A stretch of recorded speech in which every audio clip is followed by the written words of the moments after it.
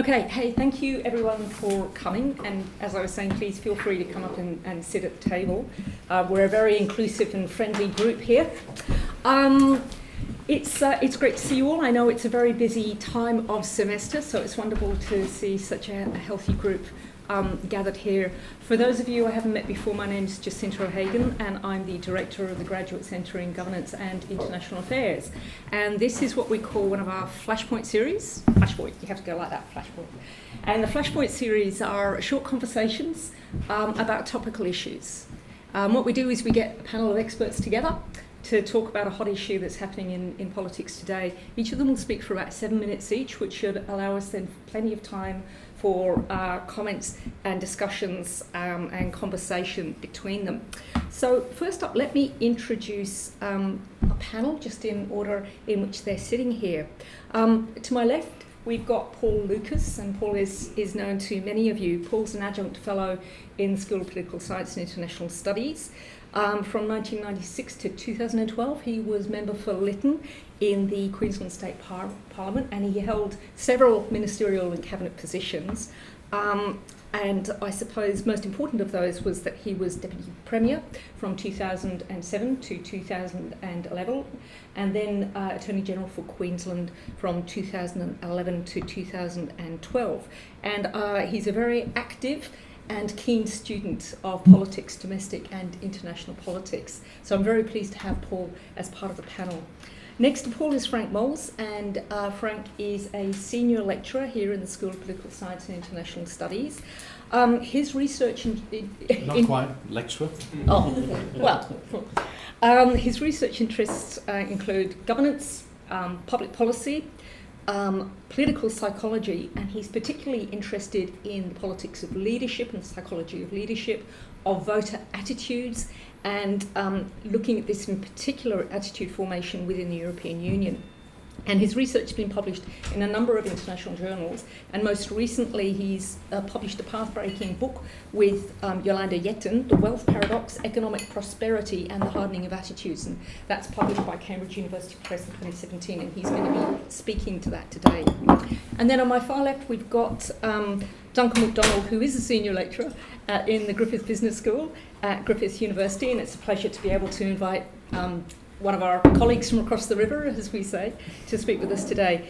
So he was previously a Marie Curie Fellow and then a John Monnet Fellow at the European University Institute in Florence, and he's also held appointments in the University of Turin and the University of Lausanne. Now his interest and what he's writing very actively on is on political parties, populism and Euroscepticism, and he's got an ARC Discovery grant at the moment looking at radical right populist parties in Europe. And he's published in a number of books, Populists in Power and Saving the People, How Populists Have Hijacked Religion, which are incredibly relevant to what we're doing today. So what is it we're talking about today? I mean, just thinking about today's Flashpoint, I went back to a very interesting book by Mark Mazower published in 1998 called Dark Continent. Mazower is an international historian and particularly focuses on the politics of Europe and also of international organisations. And to quote him, he's looking at the politics between the First and Second World War. We should certainly not assume that democracy's victory in the Cold War proves its deep roots in Europe's soil. History tells us otherwise. Triumphant in 1918, it was virtually extinct 20 years on. So Mazower was writing in 1998, a period of time where our confidence in the New World Order in the wake of the Cold War was beginning to crack with conflicts in Bosnia, the former Soviet Union, Africa, the Middle East. But what was interesting about that is a number of those challenges were challenges to some extent from without what we would have thought the liberal democratic, liberal international order. What we're looking at the moment is some really interesting movements that seem to be challenging that order from within, or seem to be challenging liberal politics from within. So the rise of populist parties, the rise of extremism, different forms of political extremism. But are they really challenging democracy, or are they a new expression of democracy, a different expression of democracy? So what we're going to talk about today with our experts is what's happening, populism and extremism, why is it happening, and what are its implications. And with that, I will turn over to Duncan first up. He's got a few slides that he's going to talk to. Duncan, please take it away. Okay, thanks very much, Jacinta, and thanks to all of you for giving up your lunchtime and coming along today.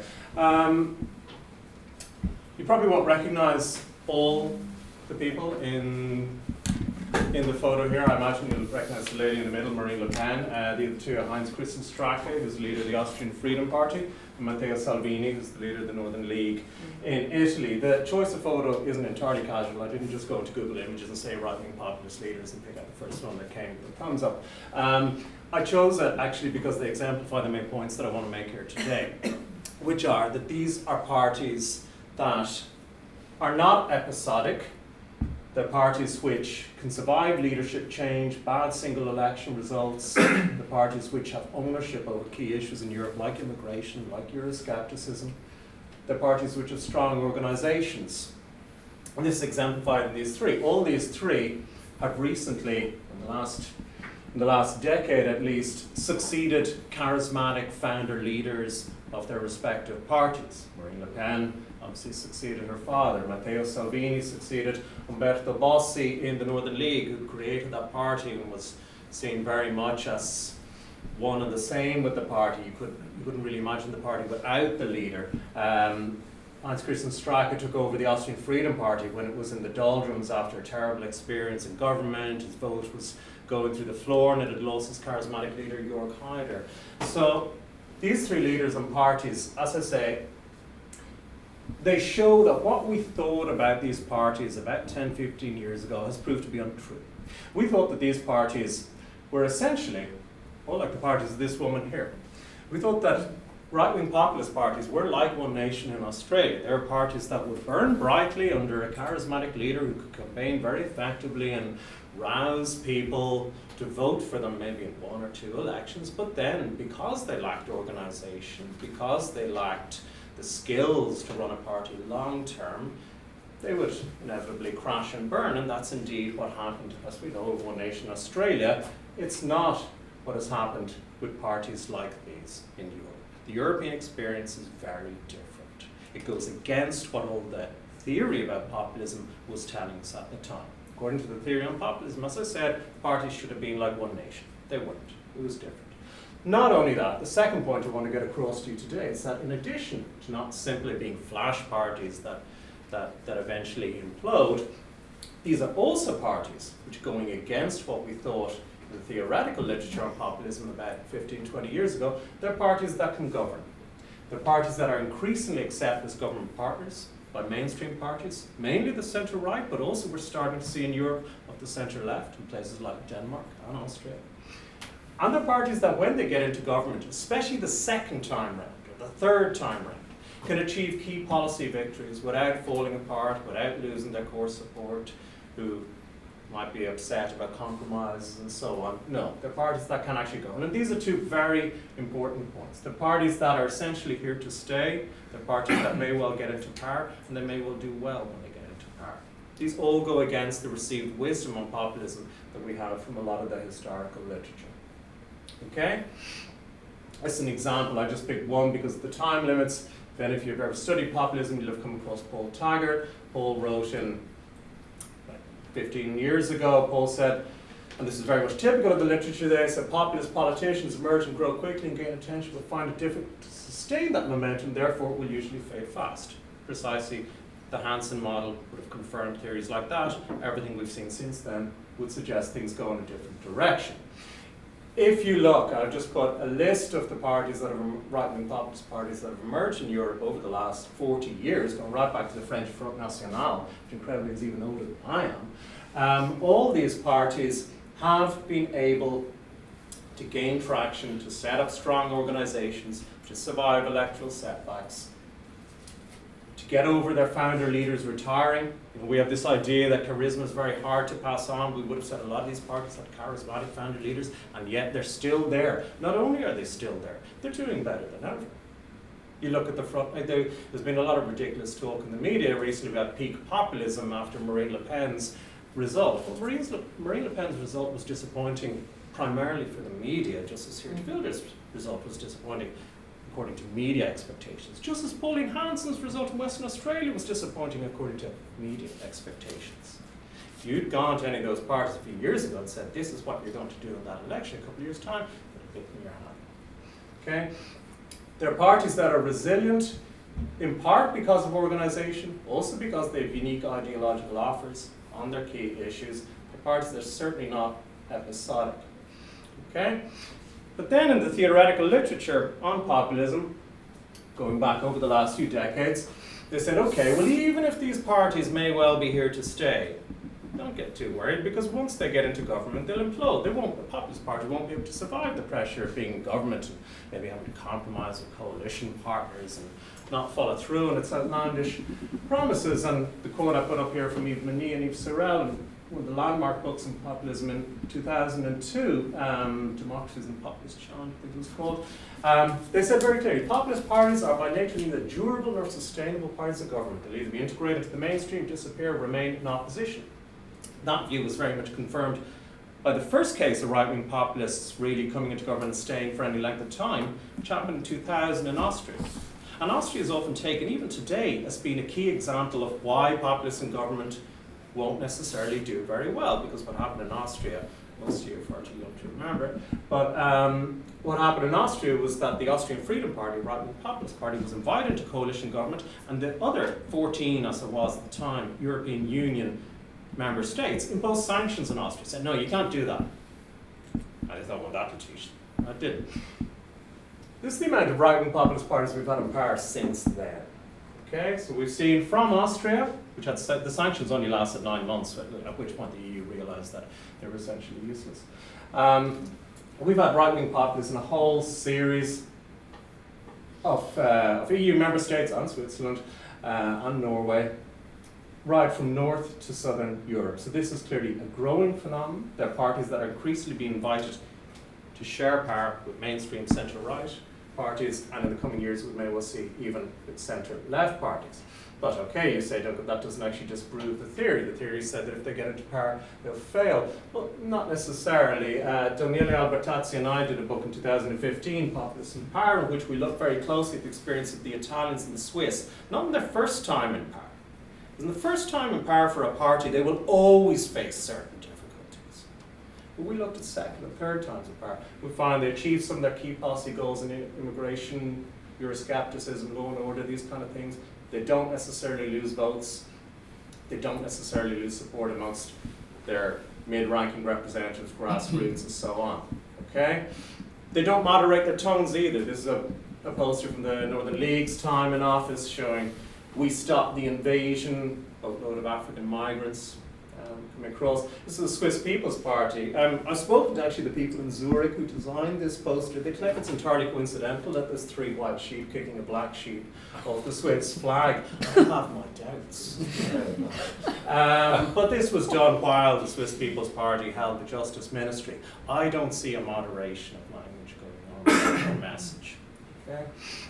So, to conclude, as I think I've stressed, these are parties that are increasingly fixed points of their party systems. They're increasingly successful parties of government. So I suppose the question that I wanted to put out to you here today to also think about is we're facing now the question, how should mainstream parties treat right-wing populists? And this is a question that's relevant also in Australia, because we've seen over the course of a year, for example, Malcolm Turnbull a year ago said Pauline Hanson had no place in Parliament, and then his party was doing election deals with them in Western Australia. So obviously the ground's moving here too on this. Should they embrace or ostracise them? And also, how should right-wing populist parties treat mainstream ones? I think One Nation now realises that they might actually get burnt if they go into more deals with the Liberal Party. That's going to be an issue in Queensland here. And what we see is we see a whole range there from Sweden and France, where there's what we call a cordon sanitaire, in other words, there's no cooperation. The mainstream parties say no, even if it costs us going into government, we're not doing business with you. In Denmark and Netherlands, they go for the halfway house and taking parliamentary support in exchange for policy concessions. And then a place like Austria and Norway, they go the full hog, and right-wing populists have seats in cabinet and so on. These are issues that, as I say, are not just relevant for Western Europe. I think they're becoming increasingly relevant for Australia. Whether or not One Nation implodes, and I believe they will, I think there'll be more parties of this ilk in this country, and these will be issues we'll have to deal with. Okay, thank you. Thank you. Do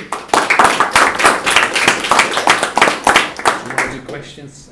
No, Maybe we for just... us? Yep. Yep. Okay. Just maybe here. Right. Is it this button here to go forward? Yep. Thank you, everyone, for coming. And I realise that I've got too many slides, so I have to probably skip a few to make things manageable within the time available. I think what my research has in common, or our research, I want to emphasise that this is research that I've done collaboratively with people in the School of Psychology, particularly Yolanda Yetten, but also others.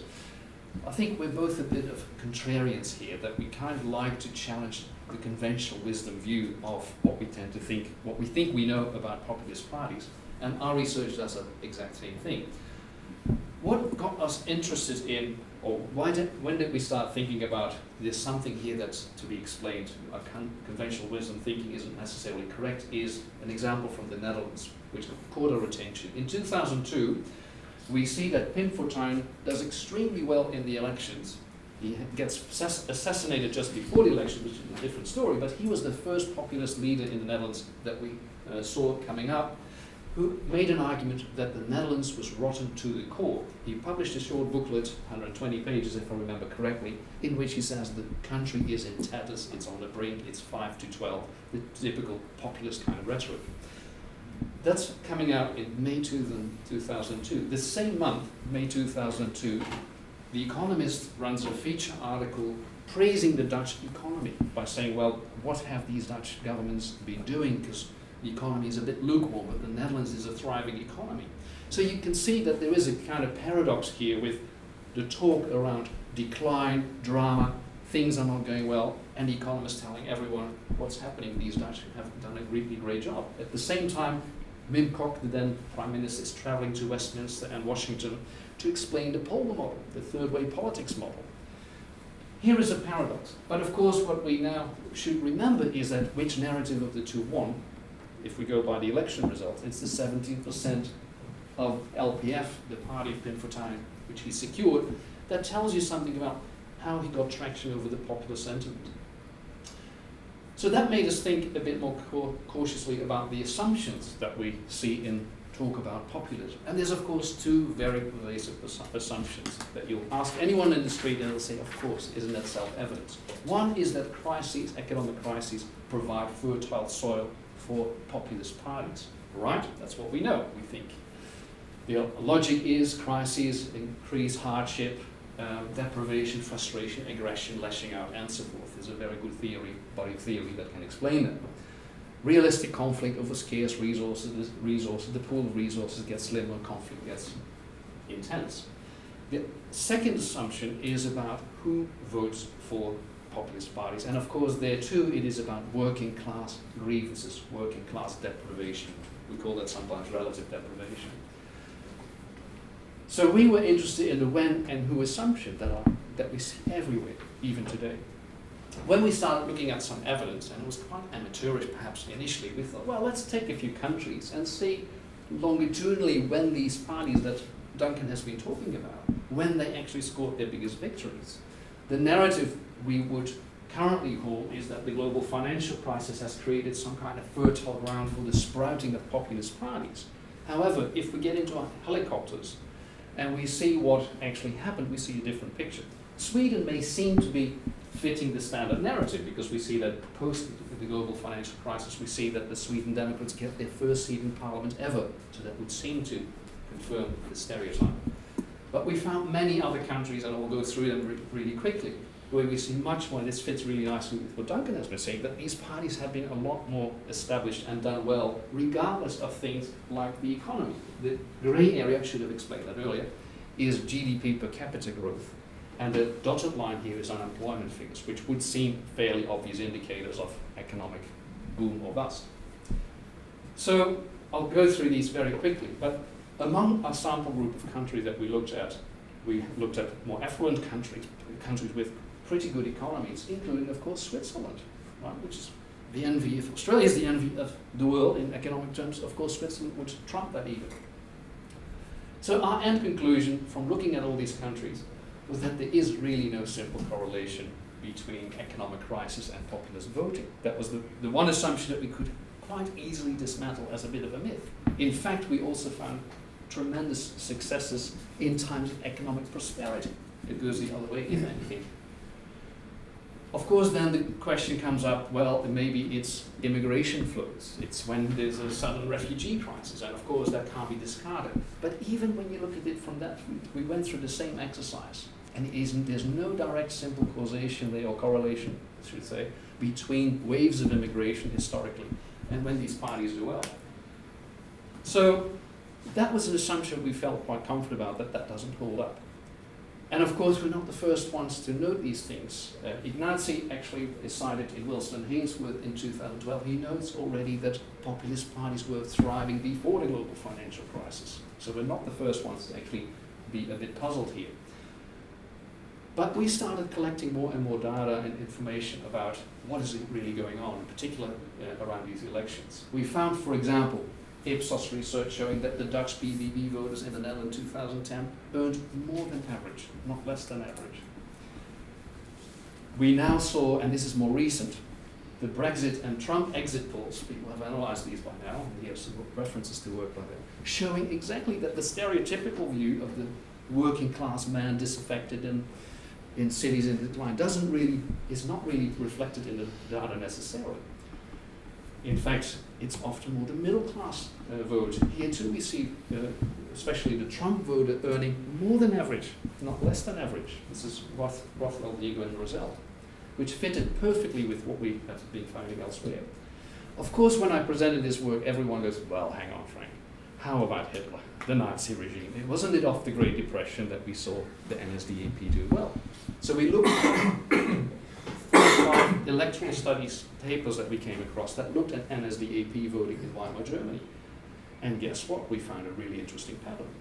That the Ruhrgebiet, the labor heartland of Germany, where the biggest industrial areas, state labor. They never went to, stereotyping a little bit, they did not turn to the NSDAP. Where was the NSDAP support? Great as it was in the really terribly regions in decline near the Czech border, and in the more affluent Protestant northern rural areas of Germany. So there's an interesting pattern, and I'll come back to that in a moment. More striking research into the city of Braunschweig, where you see levels of NSDAP support ranging from 61 to 65% in the 7 most wealthy precincts of the city of Braunschweig. Right? So we came up with these nuggets of gold we found when we started looking. So to summarize a little bit, assumption 1, we think, is really not borne out by the evidence. Assumption 2, the who is actually voting for populist parties is not necessarily incorrect, the working class, working man idea, but it's, we think, incomplete. It's not just the losers of globalization in Rust Belt states, we think. What we found, if anything, also through experimental research, which we stumbled across, is an interesting bimodal V-curve pattern. What is that?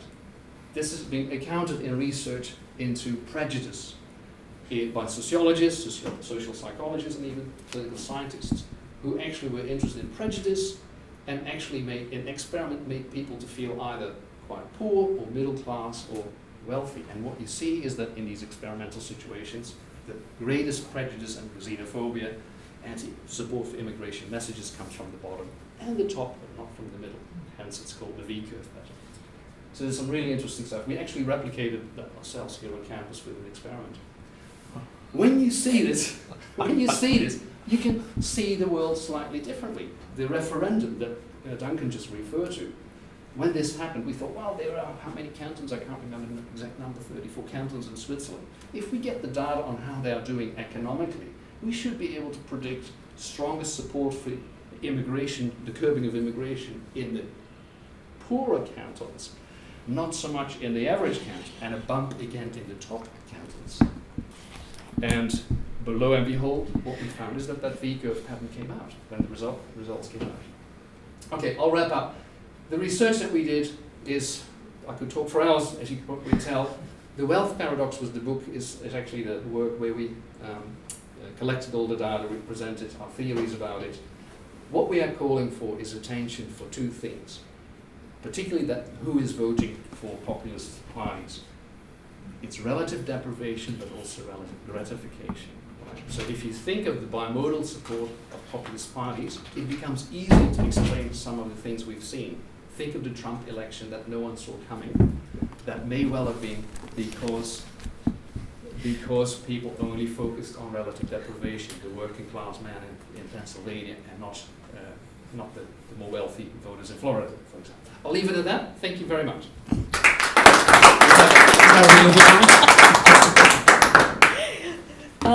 So Paul.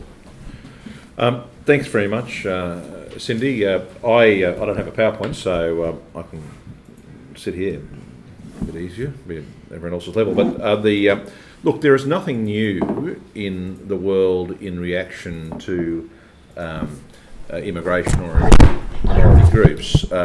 Jews, Chinese, when we see Chinese pogroms regularly in places like Indonesia, and we hope not, but perhaps potentially in the future again. The perennial Catholics and Protestant fights, depending on what majority country you're in, and the manifestation of that. I think perhaps what we've found in the human condition is that when faced with a domestic issue of whatever nature, the best way to deal with that has politically often been to find a distraction to keep people otherwise occupied and off the performance of governments in the actual sense. Having said that, you can't just make an issue politically out of nothing. There's got to be an underlying fear set or a concern. And I'm very interested, not the fact that hearing me talk's pretty boring, but hearing Duncan and Frank I found really compelling in terms of those gross measures. And I think that it's really interesting when one actually says, well, what's happened in Australia? We actually have done economically extremely well. But if you actually have a look at some of the debate, and the Australian had an article from John Black about 2 months ago where he talked about Townsville saying over a 10-year period of the current period of time, they've lost 24,000 people in employment in Townsville. And those people, when they would have been in employment, would have been people with a reasonable degree of wealth, not entry-level employment positions and the like. So I wonder whether in Australia, up until fairly recently, or indeed in the world, there's been a relative peace in terms of tolerance, and we're about to go back to, or we've come back into the more long-term norm of find someone else who you think's lower down the hierarchy to kick to make you feel better. And we have a history of that, of course, in Australia, white Australia policies, and indeed in the Second World War, when we dramatically increased migration into the country. There's some wonderful footage of Cornwall being at the wharves to welcome migrants, and what they did, even though the vast majority of migrants were from war-torn Mediterranean and Eastern Europe, welcoming the Baltic people on the boat because they all looked very blonde and very much like what Australians thought they looked like, because no one wanted to scare people when they had a look at the newsreels sitting in the movie cinema. So I don't think there's anything new about that. Once upon a time, I think people accepted in politics that there were haves and have-nots, and the haves were these sort of haves who were far, far greater, wealthier than we could ever aspire to be, and sort of the world accepted them in being in the castle on the hill, so to speak. But the modern world that we have now have haves and have-nots who are far different. The dual professionally educated, people on government incomes, for example, 2 doctors in a family who are on big money compared to perhaps what a working class sole or dual income family might be on. The haves aren't as have as they once would have been 100 years ago with servants running around, but proportionally there is a massively greater number of them in society. So people come across them far more often. They go to their kids' sporting events and see a whole line of BMWs and Mercedes-Benzes and Lexuses there, where once upon a time, they just simply wouldn't have seen that and wonder about that themselves. So what do? They attach to populist political parties in many instances. And I think populist political parties, notwithstanding we're not a religious country, and I'll mention that in a minute, are a bit like fundamentalist churches. And populist political leaders in Australia are a bit more like Elmer Gantry, totally flawed and do as I say, not as I do, but people go to them and go to the next one. So Hanson, we all support her. We're all out there giving how to votes for her. We want to run for her. She fails. Who's next? Katter. Who's next after him? Palmer. Who's next after him after he fails? Back to Hanson again. So it's like these people who go through this steady procession of fundamentalist churches to go to the next one that they can believe in before their hopes are dashed, but never once cease to say, isn't the problem me going to these fundamentalist churches in the first sense? As I said to you, that's really that's more a metaphor than I'm not talking about churches in themselves. And so Duncan mentioned the European experience in not being episodic, and obviously the evidence that he gives there is compelling, but the Australian experience certainly is. And I've seen no evidence in my experience that there's any likelihood that that's going to change. And one only needs to observe the behaviours of one nation at the current point in time. I was in Parliament, I was elected in 1996 and 98, the big spike came in with all those people who came in, and there would have been one or two of them who were competent. The rest of them were mad or bad or sad, as the old saying in politics goes, but totally unsuitable because they don't come through that traditional growth apprenticeship that mainstream political parties do. So what's the reaction to that? Dog whistling in other political parties that actually says things but doesn't really say it. And indeed, I'm surprised in Australia that, in fact, mainstream and the Conservatives in particular have been less reactionary than they otherwise could have been. And what they actually do is talk the rhetoric. But when you actually look at it, our migration intake is high and has always been high, and there's no real suggestion of winding it down. And our refugee intake is very, very high. And even Abbott increased the refugee intake, notwithstanding the rhetoric about boat people and the like. But they will talk the Howard talk of, we will decide who comes to this country and the circumstances in which they come, which is absolutely centre casting out to say to people, you know, we don't like others who are different to us. So what's the remedy? The difference between Australia and I think there are two differences that we have, or three differences, sorry, that we have. One, 27% of Australians are born overseas. 27%. That's greater in proportion than any other OECD country.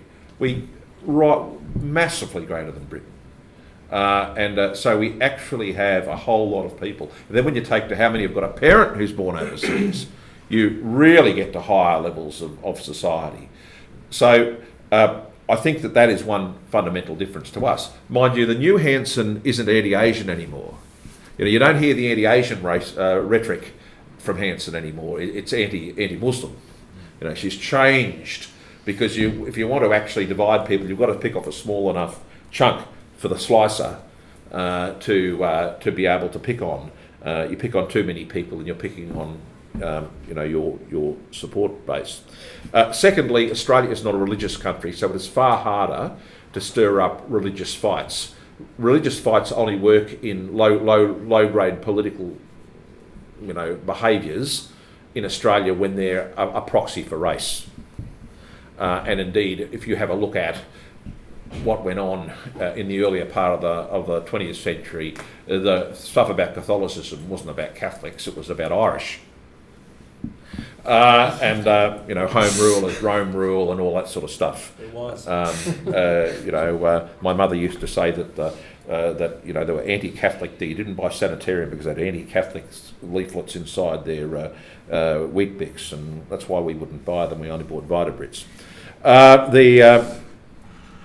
So finally, I would say this. And the other thing is that we don't have our voting system of compulsory preferential voting is quite different to other political systems. So mainstream political parties have far greater control over what happens with how their votes go, and in particularly in relation to surpluses in Senate voting elections. Mind you, Hanson's got enough to get people elected. So, and I think that you mentioned, or was it Frank, caught on sanitaire. I mean, it will be interesting to see in the future whether Australian mainstream political parties want to say, we're going to get rid of one nation by not preferencing so that they don't get involved in lower house electorates, You'll never stop them from getting involved in the Senate, and whether they actually take that sort of action or whether they're prepared to say, okay, well, what we're going to end up in Australia now is Greens in inner city urban seats and One Nation in rural hinterland seats, and with all that comes as a result of that. Ironically, both political parties of all, if you wanted to demographically model, the most white political parties in their membership and support bases are One Nation and Greens, ironically. For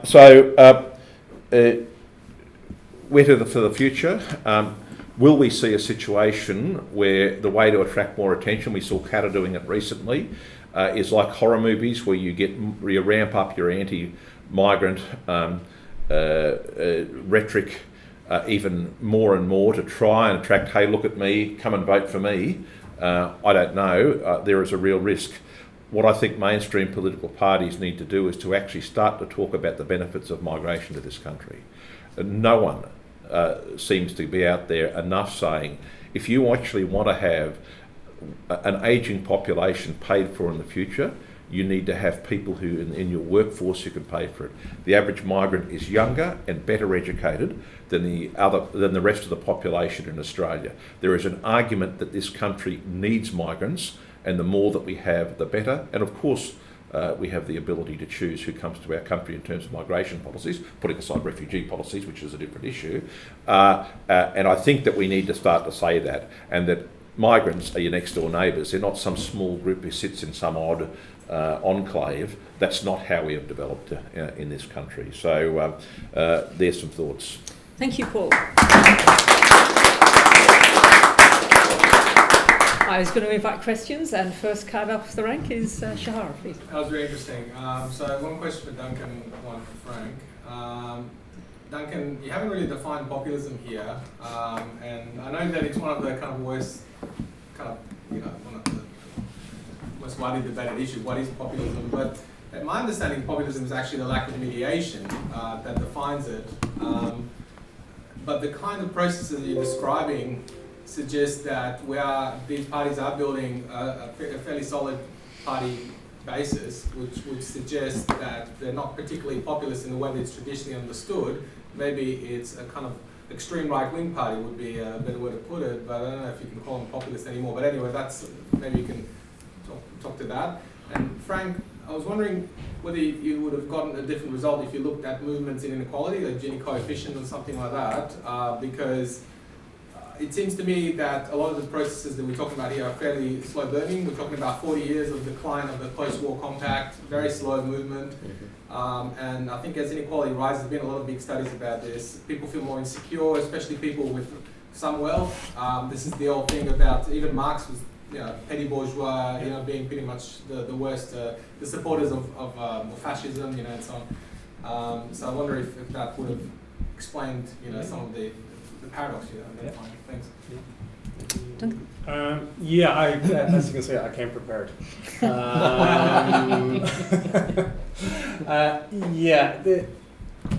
Basically, there are a lot of definitions of populism out there, but there is thankfully now, apart from a few big name bandwagon jumpers in the last year who will remain nameless, Anna from Harvard, there is a general consensus on what constitutes populism. It tends to be seen as the idea of a good people versus bad elites, and in the case of right-wing populism, you also have dangerous others. So it's this idea of the people are under siege from above by elites, be they political, cultural, financial, supranational, whatever, and from below by, it might be Muslims, it might be gay people, it might be people who are seen as welfare scroungers, Romani communities in Eastern Europe and so on. So the people, good, virtuous, genius, in reality all divisions are false creations by political parties. The people are under siege, and if we don't act now, everything's going to hit the fan, and the people are going to lose their sovereignty and so on. We might do it after. This is something else that came up, just on your comment about Australians, most Australians having an immigrant parent, or 27% of Australians being themselves born overseas. However, I think in a way you gave a counterpoint to that when you mentioned about how Hanson, of course, has swapped essentially one word in several decades, and that's Asians from Muslims. And can that overcome that very fact? Because I did a little survey with my students last year. I think my students are reasonably intelligent. They're lazy, but they're quite intelligent. And I asked them I gave them names of a series of countries, and I asked them to tell me just instant reactions what they thought the percentage of Muslims was. One of them was Australia. My students think there's over 20%. Over 20% of people in Australia are Muslims. Right? These are politics students. So God knows what the average Australian thinks. We do know from surveys that half of Australians think that Muslim immigration should be stopped. It's pretty high. We also know that, you're right, Australia is quite accommodating towards immigration, but we also know what Australia does to people who come by boat and how that's accepted in this country. So I think there is a market there, for anti-Islam and also anti-refugees. Sorry, Frank. Probably just say on that as well that Hanson, I think, moved from the Aboriginal community to Asian to Islam. Yes. So it's sort of, it's covering all bases. Yeah, Exactly. Frank. Which is a nice bridge to Shah's question on inequality. So I think the bridge that I'd like to introduce here is, and this is something we've talked about a lot in our work, where we analyse speeches, how politicians frame the world for us, how we frame particular communities, and so forth. So I spent hours and hours analysing Marine Le Pen's speeches and Jörg Haider's speeches and so forth. One of the simple things that comes out is that the economy is not necessarily a simple predictor of what's going to happen. What you have is supply and demand factors, as we call them. The supply or the demand factors are what I call, explaining to my students, this is the spontaneous anxieties, the spontaneous fears, and that might bubble up in a reaction to, say, events. But of course you have the supply side as well, which is populist leaders telling us what the danger is and where it comes from, which group is to be blamed. So that's a bit of a bridge to then your question about inequality. This is indeed what we're now looking at, inequality. Sense of entitlement, bubble economies, fear, I'm okay to do, but there's rumours that this is a bubble economy, maybe I can't pay up my mortgage or whatever it may be. If you look at inequality and the Gini coefficient that you refer to, we've collected now data from multiple countries, I think it's 27 countries, the Gini coefficient and perceptions of inequality. And you see that there's hardly any relationship. I think the data that we have is already publishable in and of itself, because what we can show quite easily is that the objective Gini coefficient tells you very little or nothing about perceived fairness and perceived inequality. So the two completely go against each other. And I think that again brings me back to the supply and demand. It's not just inequality in and of itself. We find countries where the Gini coefficient is through the roof, as it were, where inequality isn't perceived as a problem, and others where it is. And then you talk about leadership influence again, right? So it's work in progress, but we're certainly taking inequality very seriously, but we do it in a way that we've also looked at the economy and its relationship with populist appeal. Well, just 2 points. I would agree with you on that, Frank, and I don't think just a pure inequality measure, as I adverted to earlier, is the right way to go about it, simply because I think people, when they say, well, this is our lot, and there's someone over there who's incredibly wealthy, well, we all grumble a little bit, and that's how they are. The traditional society that existed for all of creation prior to the egalitarianism to a far greater extent of the 20th century. And as I said earlier, I think what annoys people now is when they see academics, and I don't mean academics in the correct sense of the word as exists out here, I mean academics that someone who's gone to university, that's what they would view as an academic. When they go to a football match and they see, how come, I'm a plasterer and I'm earning this, whereas I see that doctor and lawyer and academic and solicitors and how come they're all on that, they've got all those sorts of cars and that sort of flash house. It's a far more real comparison to me in terms of how they react, and so I would be interested to see if you could actually look at in those terms. The other really interesting thing is that one of the things that research shows up in these groups is that they are quite opposed to welfare, except when it relates to them. So welfare that is given to others is seen as unfair and they're not entitled to, but the welfare that they get, then in fact they are entitled to, and it's quite reasonable, and indeed is, if anything, should be increased. Interestingly, in the United States, a lot of the research showed that people were happy to vote against Obamacare even when it was against their interests, because they sort of thought that, well, look, Trump promises me a job, and if I get a job, then with a job becomes health benefits, and therefore I don't care about Obamacare because it won't apply to me anymore. Now, of course, that's a flawed logic, but that's what they do. Mind you, I'm not sure most plasterers are necessarily... No, I was going to say that. That CFMEU have probably done a very good deal for them, so probably bad choice. Shop assistants. Got one question from Roger, but if anybody else has got a question, I'll take two together. Any other? Roger? Yeah. Three quick ones. One for each. Very quick. Right. Yeah. First of all, in terms of Duncan's reference back to the Western Australian results, I think it's important to see the way that's been recalculated. The Dorling at the Australia Institute has suggested that she did very well. She just had very high expectations. She was selling to her followers without any real basis for winning lower house seats. So she's won 2 seats in the upper house. She said she'd win 3 and she won 2. That's just on Frank's thing, I was really interested in the problem of how you define right wing. Because Lionel, who's a member of the Senate, asked the question rhetorically, is Hanson a communist? And he is arguing about some of the issues that Paul has alluded to, that they are in fact protectionist. And they're also claim to have a right-wing Labor, which is in a sense not right-wing, Labor origins, so that the members of her party in Parliament claim to be legitimate inheritance of a Labor tradition, the Labor tradition of Arthur Corbell and the racism that went with that. So right wing doesn't quite work for if you have liberal as one of those extremes. And the third thing with Paul is the question about religion and whether religion is relevant in the Hanson case, even though she's anti-Muslim. I think she defines her vision of religion as secular.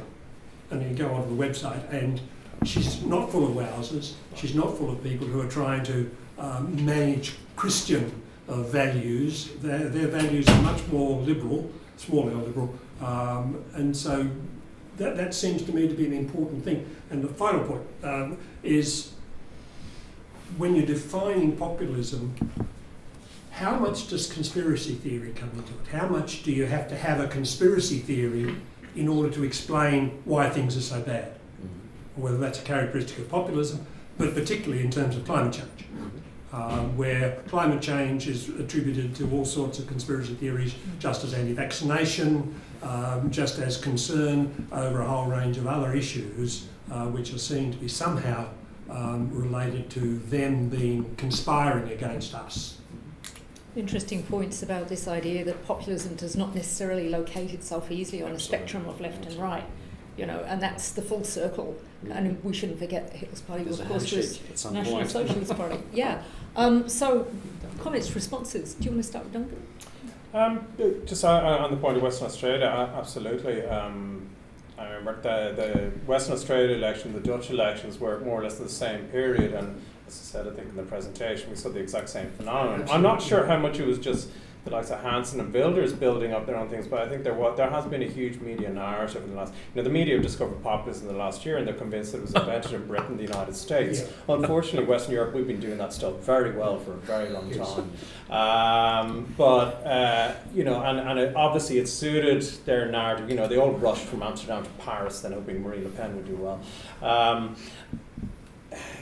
If you look back, as I say, 2 years ago, and you were to be told Hanson's going to win seats in the Western Australia legislature, you would have said, wow, really? That's amazing. So I think we've got to look at this a little bit like, it's like climate change or stocks. You might get a bad year, but the trend overall is pretty clear on where populist parties are going, be that in Australia or in Western Europe.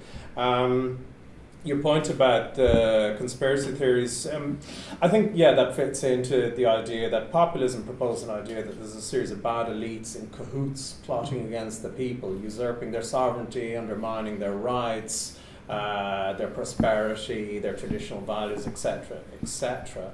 And that actually, so that produces conspiracy theories. It also leads into, there was your point as well about religion being used to, Hanson's use of religion. I'd agree. I mean, I think it's hard given her own personal history for Hanson to claim she's a committed Christian, but certainly she does use religion to define us and them, and in particular them, which is what Wilders does as well in the Netherlands. Thanks, Duncan. Right, on the question about left or right, and I think there's a lot written about this as well. There's been, of course, authors who've tried to pigeonhole them and say, well, is this a free market agenda? Jörg Haider, is he really a free markety answer for? Increasingly, I think populist parties can be seen as jumble sales people, right? They have a jumble sales of ideas, and some of it is neo-Marxist, and other is it's nativist, right-wing, nationalistic, usual themes. So especially if you do speech analysis, that becomes very clear. You sit there looking carefully at every sentence, and you think, like, how on earth can somebody stand in front of a group of people in some kind of building and utter these words in one speech, and not single person says, well, are you a neo-Marxist or are you a right-wing traditionalist? Anyway, but of course you then see also that how that's played out. Pauline Hanson, for example, speeches in Newcastle will be very different than if she goes to somewhere in the vicinity of Brisbane, right? So in Newcastle she'll talk about the working class steel worker and how this is a steel town, and I understand you because I'm a bettler Australia. Her narrative, of course, changes slightly, and also with it the left-right spectrum changes moderately. Which brings me also to the conspiracy theory. I think there's also an interesting nexus between perceived inequality and conspiracy theorizing, the popularity of them. Of course, they are, whether you talk in a left-wing manner about conspiracy theories being tax havens and how money is flooding in all sorts of directions offshore, that would be featuring quite large in some speeches. At the same time, you hear conspiracies about multinationals being used to bring in workers from overseas.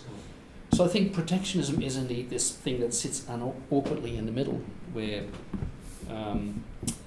yes, in fact, there is a certain appeal amongst the left, of course, for populism as well, a certain aspiration. Who was it a couple of weeks ago? They said, well, actually, Trump, he is a Keynesian, right? What he does would be exactly what Keynes would tell us to do. Don't be afraid of debt, build big infrastructure project, be protectionist, and Bob's your right? So there is a weird kind of mixture of left-wing right ideas, and I'll leave it at that. Cool. I really like Frank's thing about the jumble sale, and actually when you have a look at in there, it's changed a little bit now, but their original manifestation, One Nation, 2/3 ex-LNP voters, 1/3 ex-Labor voters. And so that appeal to all, something in there for someone, it was very much part of their get-go, but also, of course, therefore translating to seats won in outer urban ring and rural hinterland. Outer urban ring, traditionally Labor sort of areas, rural hinterland, from Conservatives. I would say this though, if you had a look at someone like Liz Cunningham, who certainly isn't in their category, what she used to do in Gladstone in a working class seat is on every non-union industrial issue, she would vote in a Labor sort of way. Everything else she would vote with the Tories, because she was fundamentally a Tory. Hanson isn't like that. If you actually have a look at Hanson's Senate voting record, she's a small business person, right-wing worker exploiter. And, it will be interesting to see whether she actually has the brains from the point of view of her own survival to go into left field sometimes, so she can actually sort of say to a group of people who would have otherwise been working class people that, listen, I voted this way in your political interests. We'll see whether she is whether she does that. One final short point: you always have to be careful though when you interpret political results in Australia, because with upper houses, not all upper houses are elected the same way. Ours, we don't have one. Western Australia is elected in provinces, as is Victoria. New South Wales, Tasmania individual electorates. New South Wales and South Australia are elected at large.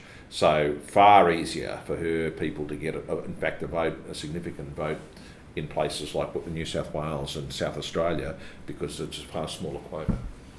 I'm going to sneak one quick question in from Connie, who works in this area as well. Very, like only recently, but I really enjoyed your presentations, and I just have a question for the panel as to, given the issue about conspiracy theories and media and all this kind of stuff, whether you are seeing a correlation between Twitter or social media and the rise of these parties, just in light of recent research that's showing like groups such as UKIP and Donald Trump doing very well as kind of alt perspectives on that media, and that's part of their outreach. I'm just wondering whether you've noticed that in your research at all. Can I say something very briefly? I'm actually meeting tomorrow, or no, the day after tomorrow, with 3 RAs who are going to do work on this for us, because we have a ground looking at inequality, and I'm particularly interested in how perceived meritocracy, inequality, the nexus between that and conspiracy theorizing. So it's work in progress once again, but it's been a long-standing interest that I have as well in the fake news. Look at, for example, Trump, and without making the mistake that Trump is now suddenly populism and whatever, when before it wasn't. But look at InfoWars and Alex Jones and the likes, where there's a direct connection between Donald Trump being in Alex Jones's ear and vice versa. And Alex Jones even commenting at some point, oh, isn't it funny how Donald Trump says on national media what I've been talking to him 4 or 5 days ago. So Donald Trump has been really effectively at using the latent New World Order conspiracy theories, which are very much, again, the jumble sale of left-wing conspiracies and right-wing conspiracies all together, and a bit of protectionism as the cherry on the cake.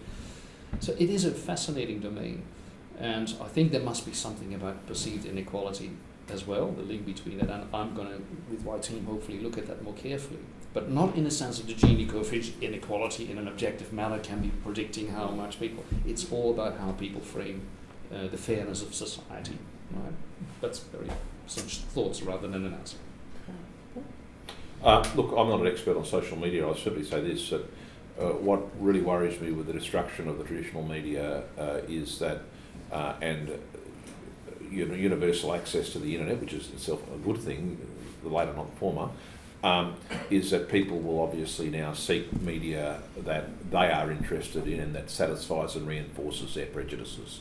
So if I'm pro-vaccination, as I am, I'm not going to subscribe to websites that are anti-vaccination nutters, but that by extension people will actually then similarly with their political views, and they will just get more and more and more and more reinforced, and that's what worries me, that we'll have people within their own little silos of existence that will form their political views, and they'll get cultured and get more and more and more and more without any opportunity to have them questioning those sort of things, and that's a very serious problem. I just second Paul's point there about the extent to which we live in increasingly in echo chambers in which we just hear opinions that we like and so on. If you looked at my Twitter feed, you'd think that we were all lovely Guardian reading liberals who were against Brexit and Trump. The other thing I would just say, I'm doing another project at the moment on youth wings in Australia and Germany, and I notice a stark contrast between how well some of these right-wing populist parties use either Twitter or Facebook and how poorly mainstream parties use them. I can't even find a contact for somebody in West Australian Young Labour because their Facebook page hasn't been updated for I don't know how long. Their Twitter hasn't been updated in 2 years. And this is something I'm finding, particularly amongst the Labour Party and to some extent amongst the Liberals across Australia. They have no idea how to use these things. And this is supposed to be for young people. Wow. They're way behind the game compared to the populists in this. Well, Mike Kaiser, known to many here, his son is president of Queensland Young Labour this year, so hopefully we can get him in contact with you, and also a Griffith student, I might add. I'm afraid we're going to have to wind up at this point. We've hit the hour mark. It's been a fabulous conversation. Thank you, Duncan, Frank, and Paul, and thank you for coming and spending your lunchtime with us. So, thank you.